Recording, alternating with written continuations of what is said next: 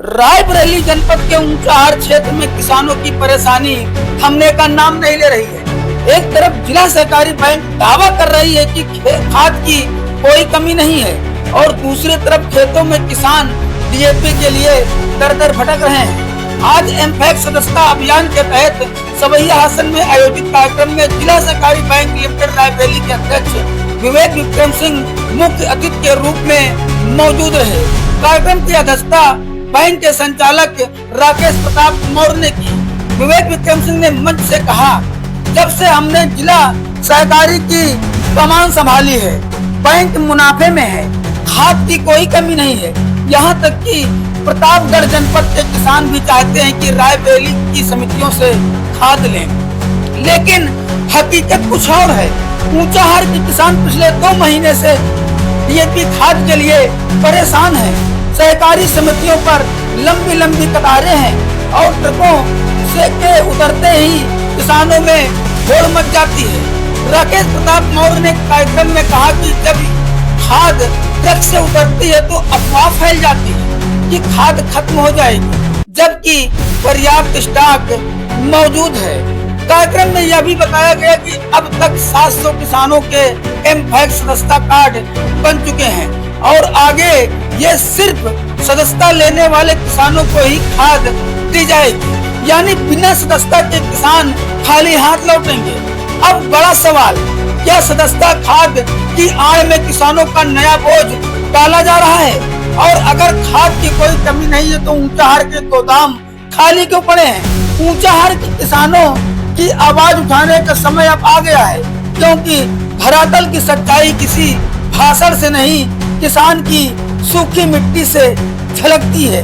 आइए आपको सीधे मंच पर ले चलते हैं कि आज चाहे भारत सरकार हो, चाहे उत्तर प्रदेश सरकार हो या हमारी जिला सहकारी बैंक रायबरेली जो सहकारिता विभाग के अधीन काम कर रही है, तीनों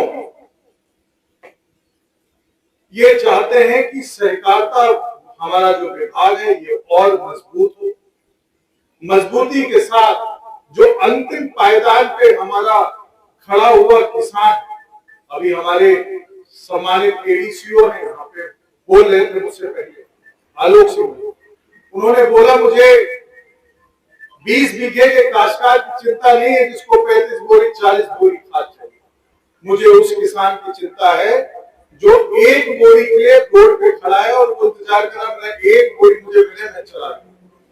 आज सरकार अंतिम पायदान पे खड़े हुए व्यक्ति को लाभ समुचित रूप से कैसे मिले इसकी चिंता कर रहे हैं।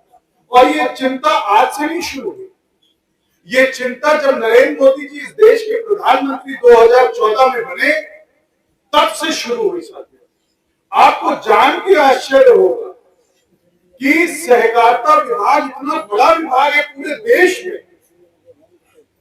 गुजरात, केरला, महाराष्ट्र में सहकारिता सरकारें बनाती बिगाड़ती हैं, पर अफसोस की बात यह कि इतना बड़ा देश में विभाग होने के बावजूद हमारे यहाँ देश में सहकारिता मंत्रालय ही नहीं हुआ करता था।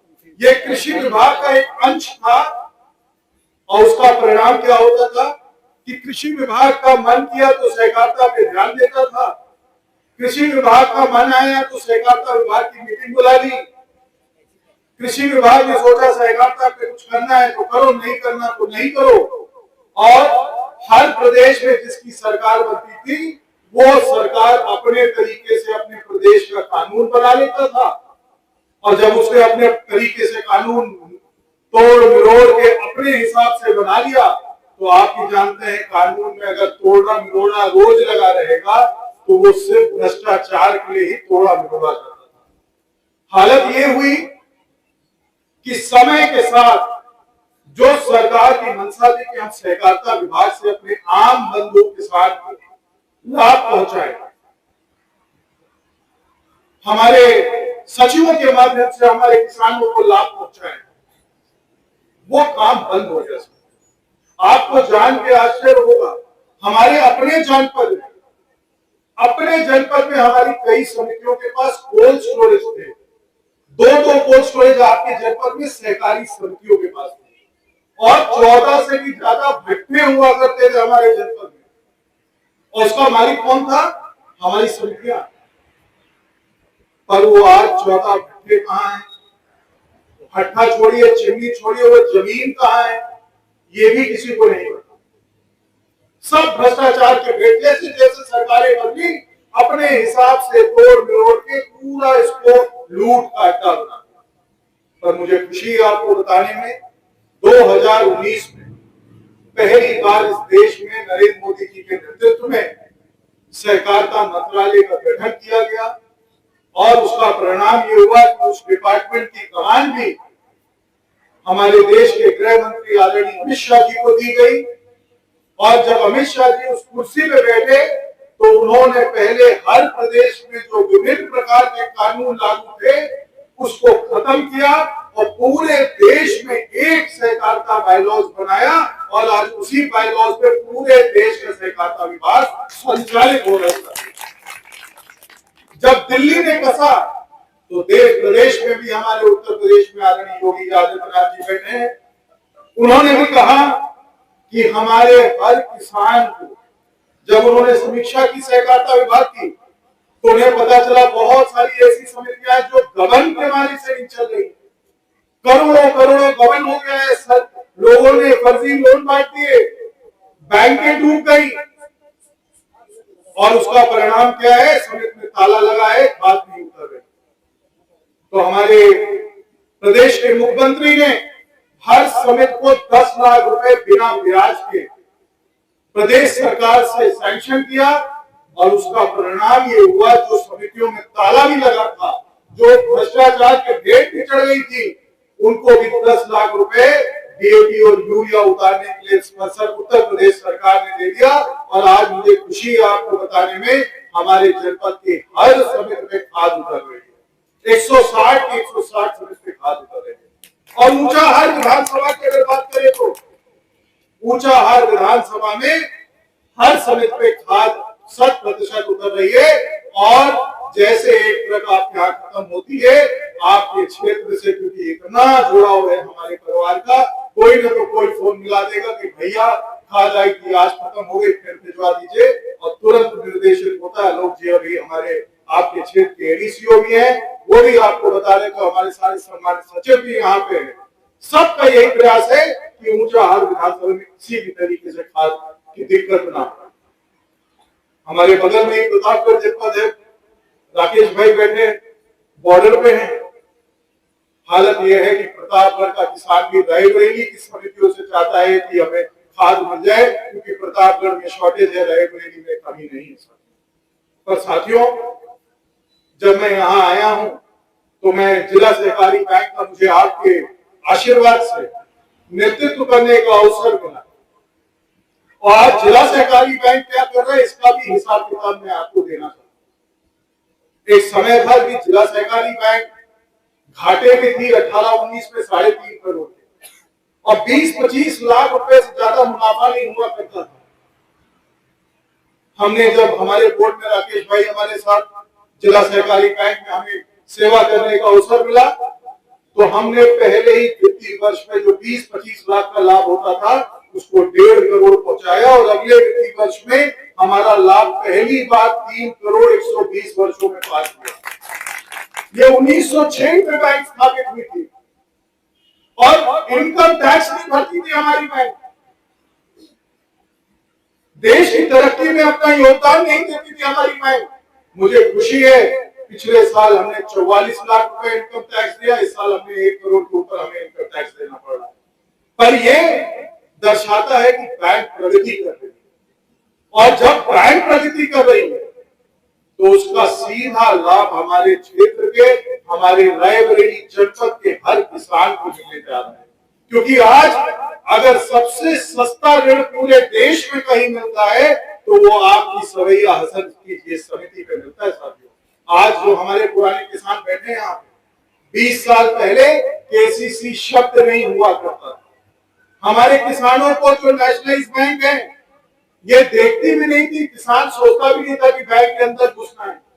अगर एक कोई हमारे किसानों को कोई पूछता था तो वो हमारी सहकारी समितियां पूछती थी। हमारी सहकारी समितियों से हमारे किसान भाइयों को आज भी आपको 3% ब्याज पे मात्र अगर सबसे सस्ता ऋण इस देश में कहीं मिलता है तो हमारी साधन सहकारी समिति में मिलता है। हमारा किसान भाई 3 लाख रुपए तक लोन 3% ब्याज पे हमारे सचिव से ले सकता है और मात्र 24 घंटे के अंदर हमारा सचिव आपको पैसा उपलब्ध करा सकता है। और साथियों, जब ये समिति आपको सबसे सस्ते दर पे पैसा दे रही है तो उसी के साथ हमारी जिम्मेदारी भी बढ़ जाती है। हमारे अध्यक्ष जी बैठे हैं, हमारे डीसीबी के ऊंचा हार के आपके ब्रांच मैनेजर गौतम जी बैठे खड़े हैं यहाँ पे आपके सामने। इनका भी दायित्व बनता है, आपका भी दायित्व बनता है। हमारे बोर्ड, जो हमारे अध्यक्ष जी का बोर्ड है, हमारा जो सम्मानित सचिव है, कि हमारे जितने भी किसान यहाँ से ऋण ले रहे हैं वो समय पे अपना ऋण वापस करें।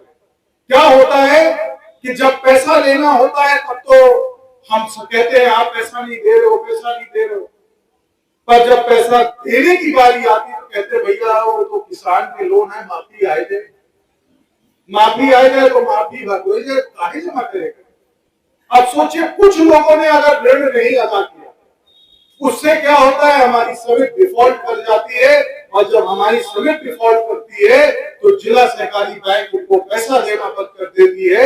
और अगर जिला सहकारी बैंक ने आपके सभी अफसर को पैसा देना बंद करा तो पूरी न्याय पंचायत के हमारे सारे किसान जो ईमानदार किसान थी और हमारी भी 2017 में इन्होंने लड़े थे, तो यहाँ से न जात न पात, हमेशा इनकी एक सोच रहती है कि यहाँ किसानों को कैसे ज्यादा से ज्यादा लाभ हो जाए।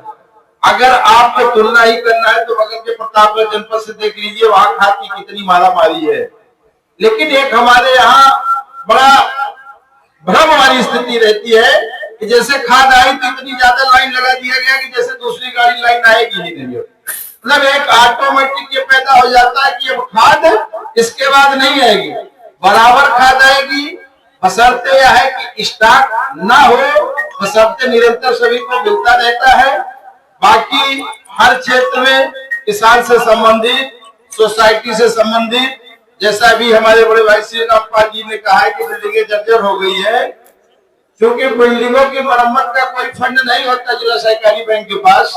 या तो गांव पंचायत या क्षेत्र पंचायत या विधायक, उन्हीं के फंडों से ये मरम्मत होती है। लेकिन दुर्भाग्य है हमारे क्षेत्र का, उन लोगों का सहयोग नहीं मिल रहा है। समय आने दीजिए, उसका भी विकल्प तलाशा जाएगा, मरम्मत होंगी। बिल्डिंगे अगर आपको देखना है तो आप मुख्यालय चले जाइए।